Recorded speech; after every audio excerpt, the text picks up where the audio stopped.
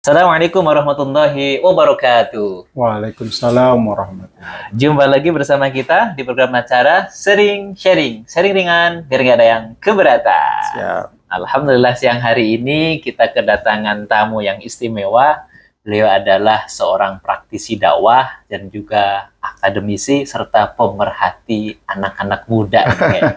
Siapa lagi kalau bukan Al-Ustadz Mabrur Inwan MAG. Siap. Alhamdulillah, sehat Ustadz ya? Alhamdulillah sehat. Wah, ini sangat suatu kehormatan bagi kami kedatangan Ustadz di tengah kesibukan Ustadz yang sangat padat dan sangat luar biasa. Tentunya bisa hadir membersamai kita. Tentunya kita akan ngobrol ngalor dan juga ngidul terkait dengan problematika anak remaja kita. Termasuk mungkin nanti, kalau kita ini masih remaja bukan sih, Tat? Ya tergantung bawaan kita. Umur boleh tua tapi semangat tetap muda gitu ya, Masya Allah. Kalau kita lihat Ustaz, akhir-akhir ini kan fenomena yang mungkin luar biasa gitu ya, melihat anak-anak muda itu mudah nyerah dan mudah kehilangan arah. Kadang-kadang mudah rapuh dan juga mudah ngeluh, serta sama Allah itu mudah jauh. Bahaya. Ini problematika seperti ini sebenarnya normal nggak ya Ustaz ya? Terus bagaimana cara kita kemudian menumbuhkan semangat agar mereka itu tidak mudah kehilangan arah dan kembali ke jalur yang benar? Fadhil Ustaz. Terima kasih Ustaz. Ini obrolan yang menarik ini. Tapi sebelum itu, Ana ngopi dulu ya. Seruput dulu. Biar ada inspirasi. Siap. Karena kata anak muda itu 2/3 hidup kita ditentukan oleh ngopi-ngopi. Oh, iya. Oke, menarik ya. Jadi sekarang ini anak muda kita banyak dihadapkan berbagai problem. Saya biasa menyatakan bahwa anak-anak sekarang itu manusia algoritma. Ini juga banyak ilmuwan yang menyatakan. Kenapa manusia algoritma itu? Karena mereka hidup, pengetahuan mereka itu sesuai mengikuti apa yang sedang viral ya. Kenapa sedang viral? Karena kehidupan mereka itu semua bergantung kepada media sosial. Jadi pada akhirnya mereka akan tumbuh secara praktis. Itulah kemudian kenapa anak-anak muda sekarang kita ini yang seperti yang dibahasakan tadi, cepat rapuh, gampang mengeluh, tidak mampu keluar dari masalah hidup yang dialami. Yang sebagian orang katakan misalkan itu disebut sebagai generasi strawberry. Strawberry itu gampang bonyok. Tidak kuat gitu ya. Ya itulah yang dihadapi karena mereka sudah terbiasa hidup dengan tidak mandiri gitu ya. Apa yang dia lihat itulah kemudian yang dikembangkan tanpa melalui proses panjang sehingga tidak menjadi satu prinsip. Ini menjadi juga sebenarnya tanggung jawab bagi kita. Saya selalu berpikir begini. Generasi Z ini kan mereka yang hidup tahun 2000-an. Jadi sejak kecil mereka sudah terbiasa dengan media sosial. Problemnya adalah ketika itu terbiasa dengan media sosial, mereka tidak punya filter ini. Sedangkan media sosial itu seperti pasar, di mana semua di situ ditemukan. Karena itu menurut saya anak muda sekarang ini, kalau kita boleh ikut dengan arus yang ada, perkembangan media sosial, tetapi media sosial itu kita jadikan pencarian informasi yang lebih efektif. Jangan semua informasi kita ambil, semua hal tren kita ikuti, tanpa kita filter secara baik. Sisi lain, kalau ini tidak didasari oleh, tidak disadari oleh orang tua, maka saya tidak bisa membayangkan bagaimana anak-anak muda ke depan 15 tahun, 10 tahun ke depan. Karena anak muda itu, dia hidup dengan masanya yang berbeda dengan kita. Sehingga kalau tidak punya pendidikan yang baik terhadap mereka, itu akan jadi bom pada waktunya. Kita nggak usah jauh-jauh dah. Mohon maaf ya, saya kadang melihat banyak anak kecil 2-3 tahun gitu. Orang tuanya senang gitu, bahagia karena anaknya tenang, diberikan handphone gitu, gadget kan. Coba betapa sejak kecil kita didik anak itu tanpa kita arahkan, hanya yang dia terima informasi itu di media sosial. Anak kecil nonton YouTube, apa pentingnya bagi mereka? Sehingga apa? Banyak anak perkembangannya tidak cepat, kemudian bicara pun juga lambat dan sebagainya. Nah, anak-anak 3 tahun ini, coba bayangkan 20 tahun ke depan akan seperti apa. Jadi, peran orang tua juga penting dalam hal ini.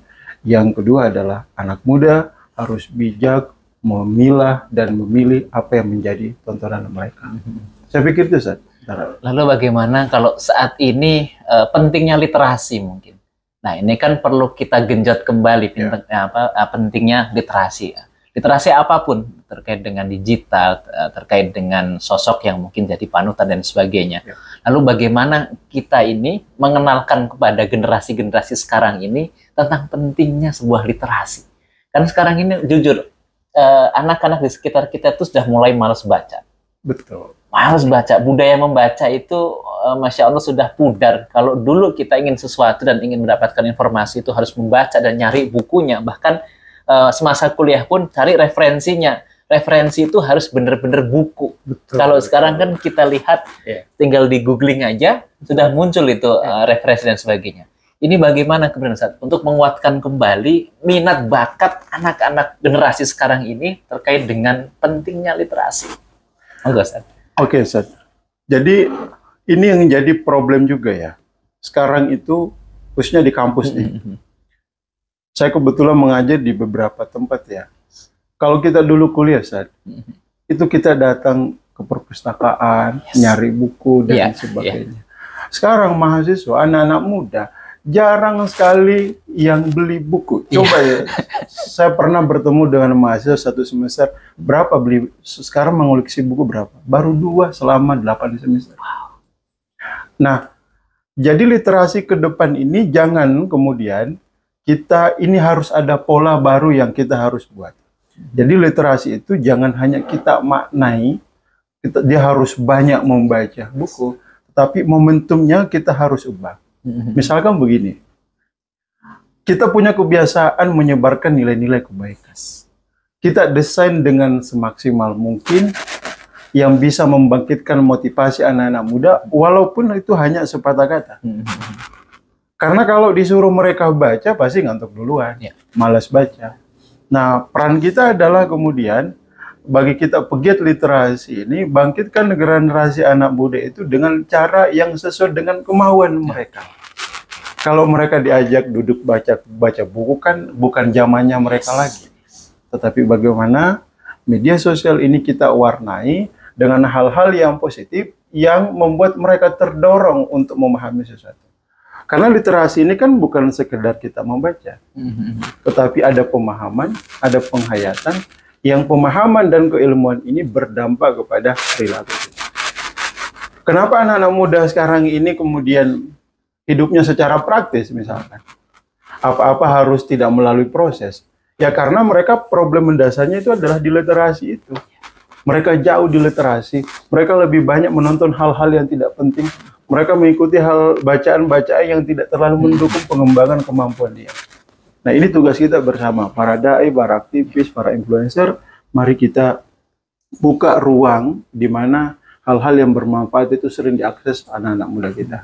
Yaitu yang saya sebut tadi, karena anak-anak generasi Z ini adalah manusia algoritma. Apa yang muncul, apa yang viral, itulah pemahaman mereka. Jadi mari kita viralkan sesuatu yang baik, agar pemikiran anak-anak muda kita juga menjadi baik, sehingga dampaknya juga akan baik buat kita semua. Masya Allah. Mungkin satu lagi Ustaz, sebelum kita tutup. Satu hal, hari ini itu kan kita sudah mungkin ahli quotes itu berlimpah. Betul. Tapi kayaknya minim keteladanan. Nah, ini bagaimana kemudian untuk mengisi ruang itu Ustaz? Kan sejauh ini kita sudah mencoba, saya sendiri mencoba dengan mungkin satu buah program One Day One Quotes itu pun sudah kita niatkan bahwa mudah-mudahan sih dari One Day One Quotes itu bisa meliterasi atau memberikan literasi tentang sebenarnya kalau boleh saya katakan di sini gitu kan, itu bagian dari pemahaman Al-Quran ataupun hadis yang kita sederhanakan dalam bahasa-bahasa keseharian agar anak-anak muda sebenarnya ini nih kalau kita buka yang kita bahasakan tuh Al-Quran loh. Nanti kan dia nyari-nyari tahu. Ini kemudian bagaimana agar kita itu bisa memberikan quotes tapi juga sekaligus memberikan keteladanan. Nah, ini yang sangat susah nih Ustaz. Ustaz. Oh, terima kasih. Jadi ada istilah itu sekarang ini kalau mau belajar agama tidak perlu datang ke majelis taklim. Yes. Tidak perlu datang ke ulama. Tidak perlu datang tablik akbar dan sejenisnya. Cukup kita buka Google, kita melihat banyak sekali kata-kata mutiara. Entah itu dari mana sumbernya, kita nggak tahu. Tapi selama itu baik, kita ambil. Nah, kalau persoalannya kemudian apakah kebaikan itu akan gampang mengubah orang lain? Saya pikir kita juga punya harus kesadaran bahwa kalau ingin mengubah orang lain, harus mulai dari diri sendiri. Jadi kalau mau menceramai orang, ceramai diri sendiri. Jadi kalau kita mau buat podcast misalkan gitu ya, ini juga bagi saya kata-kata inspirasi itu paling tidak kita niatkan bahwa ini bermula saya ingin memperbaiki diri saya juga. Karena itu secara tidak langsung akan menjadi magnet bagi pembaca. Karena begini, mempengaruhi orang lain sebenarnya bukan sekadar apa yang kita ucapkan, tetapi apa yang kita tampilkan. Mohon maaf ya, kalau kita lihat ya, secara populasi sebenarnya yang harusnya menjadi paling baik di dunia ini orang Indonesia. Agamanya Islam paling banyak, hampir tiap hari kita tidak pernah kekurangan ceramah. Kalau kita buka YouTube banyak sekali, mulai dari ustadz yang beneran, mulai sampai ustadz yang dianggap pura-pura ustadz, tapi omongannya seperti itu. Kita tidak pernah kekurangan. Makanya ada istilah kita surplus nasihat keagamaan, tapi defisit keteladanan. Nah, ini yang dilakukan oleh Nabi. Nabi itu dalam rentang 23 tahun mengubah Arab yang bagi akal sehat nggak mungkin beliau bisa rubah. Itu bukan dengan ucapan, tetapi dengan keteladanan.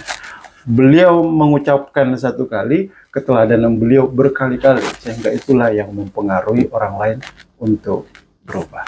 Masya Allah. Kira-kira gitu Ustaz ya. Masya Allah. Ya, mungkin sebagai penutup ada pesan untuk para pemirsa kita agar benar-benar kita itu mencari teladan yang baiklah bahasanya.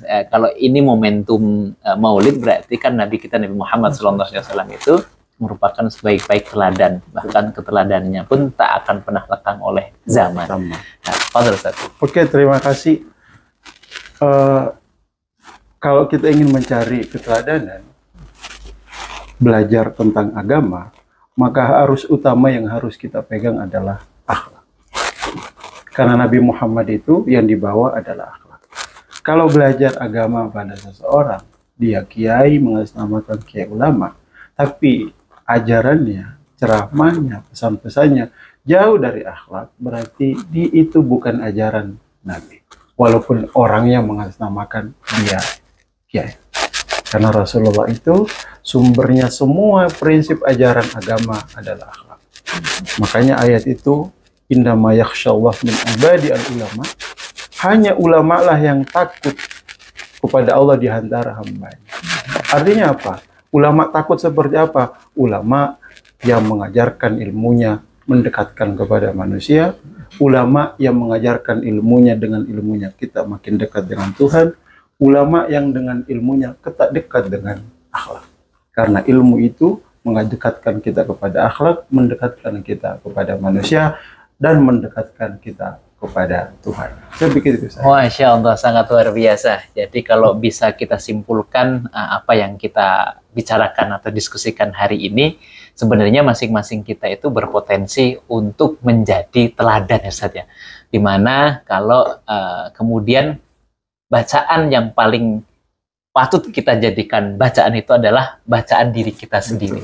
Dan cerminan yang paling bisa kita cerminkan untuk diri ini adalah cerminan terhadap diri kita sendiri. Ibda binafsik.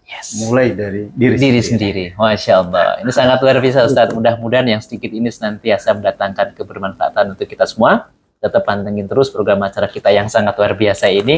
Sering sharing ringan biar gak ada yang keberatan. Assalamualaikum warahmatullahi wabarakatuh. Waalaikumsalam warahmatullahi wabarakatuh.